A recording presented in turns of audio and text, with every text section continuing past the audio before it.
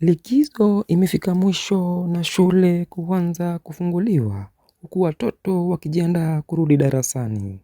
Kwa wazazi wengi, huu ni wakati mgumu sana kwa kuwa mzigo wa kifedha unaanza kuonekana kwa wazi. Hali ya kutafuta imekuwa ngumu, hata hii Christmas sijasherehekea kwa sababu nilikuwa nafikiria watoto vile wataingia shule. Gharama za ada zinasubiri kulipwa na vitu kama sare za shule, viatu, vitabu, madaftari pamoja na vifaa vya masomo vinahitajika. Mahitaji yaonekana kuwa mengi kuliko kipato kilichopo, hasa msimu huu ambao kumekuwa na changamoto za biashara na fedha. Hii imetukalia, hii imekuwa ngumu zaidi. Imekuwa ngumu.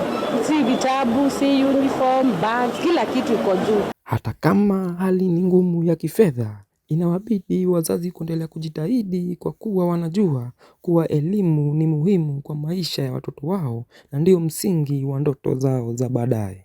Nafikiri kwa sasa nitajikakamua, hata ingawa niko na pesa kidogo, lakini itabidi nikope ndio niweze kununua zile vitu zinahitajika za shule. Nikiripotia runinga ya TAS, jina langu ni Fidel Mureithi.